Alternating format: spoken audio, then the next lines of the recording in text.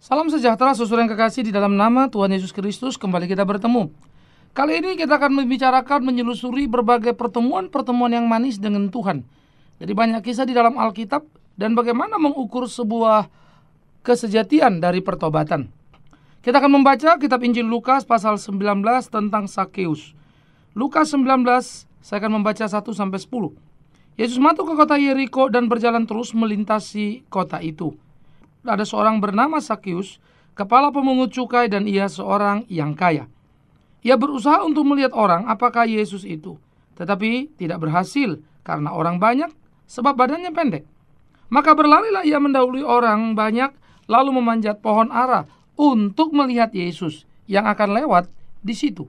Ketika Yesus sampai ke tempat itu, ia melihat ke atas dan berkata, "Sakeus, segeralah turun, sebab hari ini aku harus menumpang di rumahmu." Lalu Sakeus segera turun dan menerima Yesus dengan sukacita.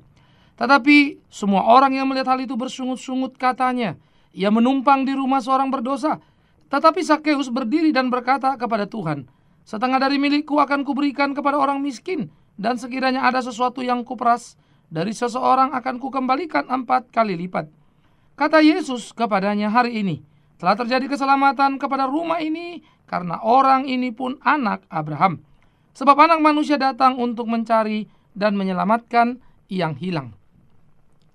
Saudara yang kekasih, cerita tentang Sakeus sangat kontras dengan kisah orang kaya pada pasal yang sebelumnya. Bagaimana dia hidup sangat berkutat dengan kekayaannya sehingga membuat dia susah masuk ke dalam kerajaan surga. Nah, di sini kita melihat bertemu dengan seorang tokoh yang bernama Sakeus. Pertama, Sakeus dikatakan adalah seorang yang kaya, ya. Seorang yang kaya yang mempunyai kesadaran akan kebutuhan Kristus di dalam hidupnya. Menarik sekali bagian ini, kata-kata ini, yaitu garis bawahi, seorang yang kaya. Nah, pertobatan pertama ini adalah pertobatan dari seorang yang kaya. Seorang yang kaya yang mempunyai banyak harta, yang bisa menikmati apa saja yang diinginkannya. Dia mempunyai peluang untuk memuaskan hawa nafsunya. Dia mempunyai peluang banyak untuk melakukan apapun yang ingin dilakukannya.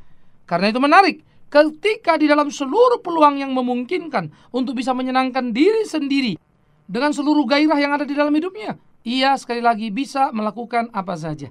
Yang kedua, Sakeus dikatakan adalah seorang yang pendek, ya. Lalu dikatakan pendek hanya untuk menunjukkan kondisi bagaimana tidak mungkin, bagaimana Sakeus itu tidak bisa untuk bisa melihat Yesus. Kemungkinan menjadi tertutup karena badannya. Tetapi di sisi lain dia orang kaya, tetapi mau memanjat pohon tentu sesuatu yang luar biasa. Jadi pendek badan tidak menjadi alasan untuk dia tidak bisa melihat Tuhan.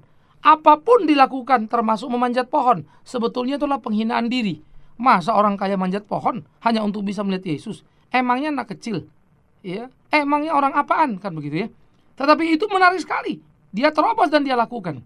Yang ketiga, saudara, Sakeus dan kesadarannya adalah sebuah kesadaran yang melahirkan keberanian bertindak untuk bertemu dengan Kristus. Berapa banyak Anda yang mungkin orang kaya, berapa banyak Anda yang mungkin orang terkenal, selalu merasa gengsi untuk bertemu dengan Tuhan. Hari ini saya berkata, jangan berkutat, jangan bertahan dalam kesombonganmu, karena itu akan melumpuhkanmu, dan itu akan mengalami kerugian besar di dalam hidupmu. Cinta kasih Tuhan selalu menuntut kerendahan hati dan keberanian untuk mengakui hidup ini membutuhkan dia. Hidup ini tidak berarti tanpa dia. Hanya di dalam dialah ada hidup itu. Dan pertobatan itu akan menjadi sesuatu yang indah di dalam kehidupan itu sendiri. Jadi, kesadaran dari seorang yang butuh akan kasih Kristus dan kemurahan dari Roh Kudus akan menolong dia menjadi orang percaya di dalam hidupnya, menggapai kebahagiaannya. Menjadi orang percaya jangan bilang saya sudah Kristen. Saya tidak bicara itu. Karena menjadi orang percaya membutuhkan satu kejujuran untuk menganalisa, menilai diri sendiri, menggugat hati, apakah saya betul-betul mencintai, apakah saya betul-betul mengasihi Tuhan. Kristen bisa menempel pada siapa saja. Tetapi apakah kita orang Kristen yang Kristen? Nanti dulu. Apakah hati kita penuh dengan seperti apa yang dikehendaki Tuhan? Nanti dulu. Ini akan menjadi sebuah diskusi yang panjang lagi. Karena itu, dengan kejujuran hati kita lihat diri kita. Tidak penting apa kata orang tentang kita, tapi penting bagaimana kita mengenal diri kita, dan penting kita mengevaluasi diri kita, dan penting kalau kita menemukan diri kita belum menjadikan Tuhan sebagai Tuhan dan Juru Selamat pribadi, maka kita perlu mengambil satu ke beberapa kesimpulan supaya kita berpaling dan datang kepada Tuhan. Ya, nah ini menjadi sangat penting. Jadi Sakeus di dalam kesadarannya membangun seluruh utuh kehidupannya. Sakeus dalam kesadarannya menemukan kesejatian kebenaran di dalam hidupnya, dan ini sangat penting. Yang kedua, yang perlu kita pikirkan, Sakeus dan keberaniannya. Kalau yang pertama Sakeus dan kesadarannya, sekarang Sakeus dan keberaniannya. Sakeus dikatakan berani ya untuk menerima undangan Kristus singgah di rumahnya. Ini menjadi sangat menarik sekali. Ketika Tuhan berkata, Sakeus turunlah karena aku harus singgah di rumahmu, Sakeus berani membuka rumah, sangat menarik. Di dalam Wahyu pasal 3 ayat 20 dikatakan Tuhan itu berdiri di depan pintu mengetuk-ngetuk pintu, begitu ya. Nah, itu sebenarnya membicarakan adalah seorang, gambarannya itu seorang yang familiar dengan sebuah rumah sehingga dia mengetuk ingin masuk. Rupa-rupanya tadinya di dalam rumah, sekarang dia keluar rumah. Nah, itu mau menggambarkan, menceritakan bagaimana orang-orang Kristen di dalam kehidupannya kehilangan kasih karunia yang sejati itu. Di dalam kehidupannya artinya tidak menemukan kesejatian iman di dalam dirinya. Ia masih bergolak dalam jalan yang salah. Nah, mengetuk pintu adalah Tuhan memanggil dia kembali untuk Tuhan datang, hadir di dalam kehidupannya bersama-sama dengan dia. Menjadi sangat menarik. Nah, ini kasih karunia yang sekaligus juga menolong kita untuk melihat bagaimana cinta kasih itu adalah inisiatif Tuhan semata. Ya. Dan bagaimana pula para pengkritik-pengkritiknya yang selalu merasa diri benar hebat itu, yang mengkritik Tuhan Yesus yang datang ke Sakeus dengan mengatakan Yesus itu mau berurusan dengan orang berdosa, justru menjadi orang-orang beragama yang sangat menyedihkan sekali. Ya. Sakeus dianggap najis, Sakeus dianggap payah karena memang kerjanya pemungut cukai, dan itu sudah dicap sebagai orang berdosa dalam kehidupan orang-orang Yahudi. Tetapi Sakeus yang distempel berdosa, distempel najis, justru menemukan kesejatian kebenaran. Luar biasa bukan? Nah, jadi keberanian Sakeus untuk bertindak perlu untuk dipikirkan bersama-sama. Dia berani melakukan kebenaran sekalipun risikonya sangat berat. Yaitu orang mencemoohnya, orang menstempel dia. Ya. Oleh karena itu, Sakeus tidak peduli. Dan yang menarik, dia bukan saja tidak peduli kepada ocehan orang lain, tetapi dia juga mempunyai keberanian yang hebat ketika dia berkata, Tuhan, ya, di dalam ayat 8, setengah dari milikku akan kuberikan kepada orang miskin, dan sekiranya ada sesuatu yang kuperas dari seseorang akan kukembalikan 4 kali lipat. Itu peraturan sesuai di dalam Keluaran 22 ayat 1 atau Imamat 6 ayat 5. Itu undang-undang dalam PL. Seseorang yang diperas, ya, kita harus mengembalikannya, ya, berkali lipat. Nah, yang menarik adalah peras ini tidak ada yang datang komplain, saya diperas. Tetapi tanpa itu pun Sakeus sudah kehilangan separuh dari hartanya, karena sebagian dari hartanya diberikannya kepada orang miskin. Pertobatan telah membawa Sakeus kepada pola hidup yang luar biasa. Dia tidak lagi mau terjebak dalam kemapanan, ketenangan karena mengumpulkan uang, tetapi sekarang muncul kegelisahan, kesedihan karena belum berbuat untuk Tuhan. Itu sebab dia berani memberikan separuh dari hartanya untuk kemuliaan kebesaran nama Tuhan. Menarik bukan? Separuh dari hartanya diberikan. Jadi pertobatan Sakeus sama dengan pemiskinan. Itu kan bahasa sosiologi kita. Itu bahasa ekonomi kita. Ya. Pertobatan Sakeus sama dengan pemiskinan, karena langsung drop 50% hartanya. Tetapi siapa yang bisa membayar kebahagiaan pertobatan? Siapa yang bisa membeli sebuah pertobatan? Oleh karena itu kalau diukur dari kasih karunia Tuhan, 50% bukan apa-apa. Karena itu Anda kalau sudah ketemu Tuhan bertobat, jangan terus mau Tuhan ini, mau Tuhan itu, aku kan sudah bertobat mesti begini, begono dan seterusnya. Lalu mau-maumu kau lakukan, mau-maumu kau tetapkan, supaya Tuhan memenuhi seluruh kehendakmu. Saudara lalu memposisikan diri dengan Tuhan, seakan-akan melakukan negosiasi. Menyedihkan sekali. Hati yang gembira, hati yang meluap karena pertobatan, membuat kita tidak memperhitungkan apapun lainnya. Semata-mata kita kembalikan hanya untuk kepujian, kemuliaan nama Tuhan kita. Jadi Sakeus dengan keberaniannya itu amat sangat luar biasa. Itulah sebuah pertobatan sejati, bisa membawa orang datang kepada Tuhan. Itulah sebuah pertobatan sejati, bisa orang melakukan apa yang menjadi kehendak Tuhan. Saudara ingat ada orang kaya. Dia dikatakan pemuda kaya. Lalu ceritanya dia tanya Yesus, Guru yang baik, apakah yang kuperbuat supaya aku dapat hidup yang kekal? Kalimatnya sih bagus, permintaannya manis. Tetapi Yesus berkata, kau sebut aku baik, kenapa? Cuma satu yang baik Bapa di surga, kan gitu ya.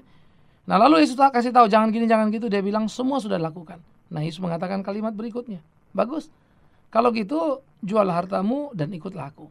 Lalu dikatakan sedihlah hati orang kaya atau pemuda kaya itu, karena terlalu banyak hartanya, dan dia tidak siap untuk memberikannya kepada orang miskin. Padahal seluruh hukum Taurat yang dikatakannya sudah dilakukannya bermuara pada satu kata, bukan? Yaitu kalau hubungan dengan Allah, kasihilah Tuhan Allahmu dengan segenap jiwamu, akal budimu, pikiranmu. Kalau saya tambahkan, tentu dengan segenap hartamu, kan begitu? Kalau memang dia mengasihi dan mau hidup kekal. Yang kedua kan kasihlah sesama manusia seperti dirimu sendiri. Artinya, kalau Tuhan suruh berikan hartamu jual, berikan pada orang-orang miskin, ya mestinya mau dong. Kan memang itu tujuannya percaya sama Tuhan. Tetapi terlalu berat dia karena sangat mencintai hartanya daripada Tuhannya, mengakibatkan dia kehilangan peluang yang sangat indah dalam hidupnya untuk mendapatkan kasih karunia. Tetapi sebaliknya Zakheus justru mendapatkan kasih karunia itu. Maka separuh dari hartanya tidak diminta Tuhan, menjadi satu respon yang meluap-luap dalam batinnya karena kebahagiaan yang melimpah itu. Tuhan, aku berikan 50% dari hartaku. Ya. Saudara-saudara, kadang-kadang memang di dalam kesalahan paham orang-orang Kristen mula-mula, kalau baru-baru kenal Tuhan begitu, seringkali kan kalau mau tobat itu kan semacam bergening dulu dengan Tuhan begitu. Artinya, Tuhan, aku mau kalau begini. Oke, sembuhkan saya dari sakit supaya saya terima Engkau. Boleh-boleh saja itu pengalaman orang pemula. Tetapi kalau kau sudah mengerti kebenaran, jangan begitu, jangan bermain-main dengan Tuhan. Emangnya siapa kita hebat bener? Kok ngatur-ngatur Tuhan? Tuhan tidak butuh kita, ingat kalimat ini. Tapi kita yang butuh Tuhan, jangan dibalik-balik. Karena itu, jika engkau sudah mengerti kebenaran, hidup dalam kebenaran, lakukan kebenaran itu. Supaya hidupmu hidup memuliakan nama Tuhanmu. Sehingga engkau tidak terjebak pada perangkap-perangkap yang salah. Pertobatan selalu membutuhkan keberanian. Keberanian untuk apa? Melakukan apa yang Tuhan mau. Bukan berani gugat-gugat Tuhan. Ya, karena itu siapapun di dalam kesalahan dan kekurangannya, Tuhan menerima dia. Dia harus belajar bertumbuh dalam kebenaran yang sejati. Semua orang harus ada proses dalam pertumbuhannya. Sometimes kita banyak sekali salah dalam cara bersikap pada Tuhan. Tapi itulah kasih karunia. Kita mana bisa larang Tuhan kan? Mencintai orang yang salah konsep misalnya. Tapi itu hebat. Tetapi yang salah konsep tidak boleh berdiam di situ. Mesti merubahnya, memperbaikinya. Supaya menjadi seperti apa yang Tuhan mau. Jadi ada proses pertumbuhan di dalam hidupnya. Nah, keberanian Zakheus menjadi orang percaya ini nyata sekali dalam tindakannya. Karena itu, kalau kita menyebut diri, kita percaya kepada Tuhan, menjadi penting kita ukur apa yang sudah kita lakukan. Jadi kita tidak bisa berbohong pada hati kita sendiri. Kita tidak bisa mendustai diri sendiri. Orang lain boleh. Tapi untuk apa kita mendemonstrasikan seakan-akan kita adalah orang bertobat yang indah melalui kesaksian, tetapi hidup kita tidak berbuah? Jangan masuk dalam perangkap yang salah, memainkan peran-peran bersandiwara, karena itu akan membunuh dan menghabiskan kita semua. Tetapi kebenaran sejati akan membawa kita pada pengenalan yang utuh akan Tuhan yang hidup itu. Iya. Nah, saudara, saya kira ini memang seringkali sudah menjadi tren yang harus disikapi hati-hati. Banyak orang kesaksian-kesaksian besok sudah hilang, tak karu-karuan begitu ya. Nah, jadi harga dan kehidupan Kristen itu menuntut sebuah kesetiaan. Itulah kesejatian dari sebuah pertobatan. Berani mengikut Kristus berarti mesti berani menyangkal diri dan memikul salib sebagai konsekuensi, bukan penyebab. Artinya apa? Kalau Anda ikut Kristus, Anda diberi kewenangan, Anda diberi kemurahan, Anda diberi anugerah untuk boleh menderita sama seperti dia. Itu kemurahan. Itu luar biasa. Nah, saudara mesti siap untuk yang begitu. Sebaliknya, saudara yang kekasih, mesti dipikirin serius juga adalah bahwa ketika kita melakukan tekad yang sungguh untuk mengikut Tuhan, itu menjadi sebuah kemenangan yang luar biasa di dalam kehidupan kita. Karena itu kita mesti betul-betul di dalam bergantung pada Tuhan, bergantung dalam keutuhan dan kesungguhan, ya, supaya kita jangan terperangkap pada jalan yang salah. Nah, saya pikir bagian-bagian ini menjadi perlu untuk kita pikirkan bersama-sama supaya kita bisa hidup seperti apa yang Tuhan kehendaki dalam kehidupan kita. Yang berikut yang perlu kita pikirkan, berani mengikut Kristus juga berarti berani membagi dirinya untuk sesamanya sebagai wujud cinta kasih. Bagaimana engkau bilang aku sudah terima Yesus, tapi hidup tidak mau berbagi dengan sesamamu? Bagaimana engkau dapat berkata aku mengasihi Yesus, tetapi engkau tidak bisa mengasihi sesamamu? Nah, jadi pertobatan selalu diikuti oleh sebuah perubahan-perubahan. Dan perubahan-perubahan akan selalu menyenangkan kepada lingkungan di mana kita ada. Karena itu, saudaraku yang kekasih demi Tuhan yang hidup, jangan bermain-main dengan kata pertobatan itu. Biarlah kesejatian keluar dari hidup kita. Bagaimana kita boleh mengenal Tuhan yang sejati itu di dalam kesejatian iman yang sungguh, supaya hidup kita menjadi hidup seperti yang dikehendakinya, hidup yang memuliakan namanya. Ini menjadi penting dalam kehidupan kita. Berani mengikuti Kristus berarti apa? Berarti juga berani hidup tanpa reserve dalam beriman kepada Dia. Apapun terjadi di tengah-tengah kehidupan kita akan menjadi satu proses pertumbuhan iman sesudah pertobatan. Ya, jadi sering orang bilang, aduh Pak, dulu nggak kenal Tuhan, kayaknya hidup saya lempeng aja ini. Sekarang sudah kenal Tuhan malah pusing, malah susah, malah berat. Gimana ini? Gitu ya. Sering sekali kita mendengar pola-pola atau hal-hal begitu. Ya, menimbulkan kegelisahan seakan-akan pertanyaan-pertanyaan perlu diajukan untuk menggugat Tuhan. Loh Tuhan, saya udah percaya kok malah nggak beres. Pertobatan selalu membawa konsekuensi logis di dalam kehidupan kita. Lihat Sakeus. Pertobatannya membuat dia kehilangan harta 50%, tapi mendapatkan sukacita yang tidak bisa dinilai dengan harta Sakeus, bukan saja dengan 50% hartanya. Bahkan kalau hartanya dilipatkan 10 kali lipat pun tidak bisa membeli kebahagiaan. Jadi dalam hal ini tidak ada untung rugi. Dalam hal ini ada istilah kita bilang Sakeus membayar harga. Istilah ini ya kurang tepat juga. Kita bilang bayar harga, apanya lah yang kita bayarkan begitu ya. Tetapi kalau kita bilang, oh ini karena kasih karunia Tuhan, jadi kita mesti berani bayar harga. Allah, merespon pun anugerah Tuhan. Yang Tuhan mampukan kita untuk melakukan dalam kehidupan kita. Sehingga sebetulnya ruang untuk kita berbangga diri nggak ada sama sekali. Nah itu Yohanes pernah berkata kan, biarlah dia makin bertambah, aku makin berkurang. Itu menarik sekali. Nah itu diungkapkan oleh Yohanes Pembaptis di dalam pasal-pasal awalnya. Sehingga di dalam bagian-bagian seperti itu menunjukkan betapa Yohanes yang besar namanya, yang hebat, yang populer menyadari bahwa dia harus semakin kecil dan Yesus semakin besar. Iya kan? Jadi artinya apa? Itu tiada kesombongan diri sedikit pun di sana. Tiada keselevelan kita angkat untuk di dalam kita diberbandingkan dengan Tuhan kita. Enggak ada. Yang ada adalah penyerahan diri yang total, penyerahan diri yang tuntas untuk puji hormat nama Tuhan kita. Melakukan apa yang menjadi kehendaknya. Nah ini menarik sekali. Saya pikir ini yang mesti kita pikirkan bersama-sama, saudara. Dan disitulah setiap kita bisa mengukur sejauh mana sebetulnya pertobatan kita, sedalam apa pertobatan kita, sesungguh-sungguh apanya kita bertobat. Ya, sehingga di dalam kehidupan pergumulan seperti itu kita bisa maju dalam kehidupan kita. Izinkan saya untuk mengingatkan kita semua supaya siapapun kita harus berani betul mengkoreksi diri kita. Jangan pernah Anda terjebak di dalam keberdosaan hanya karena Anda terlalu mencintai kekayaan. Sakeus menjadi saksi nyata, tak pernah menyesal melepas kekayaan untuk mendapatkan Tuhan. Ya, tidak dikatakan Sakeus menjadi miskin, tidak. Tetapi dia belajar melepas, artinya apa? Cintanya beralih dari harta kepada Tuhan. Maka cinta nomor satu Tuhan, maka separuh harta untuk pelayanan kemuliaan Tuhan tidak jadi masalah bagi dia. Tapi ketika cinta pada harta, sedikit saja keluar sudah jadi masalah berat itu buat kita. Sedikit aja yang kurang untuk pelayanan pun kita sudah tidak rela. Nah itu sebuah bahaya yang mengancam kita dan bisa membunuh kehidupan rohani kita. Ya. Jadi saudaraku yang kekasih, Alkitab menceritakan pada kita bagaimana orang-orang seperti Sakeus di zamannya sebagai orang kaya tidak menahan dia untuk menggapai surga.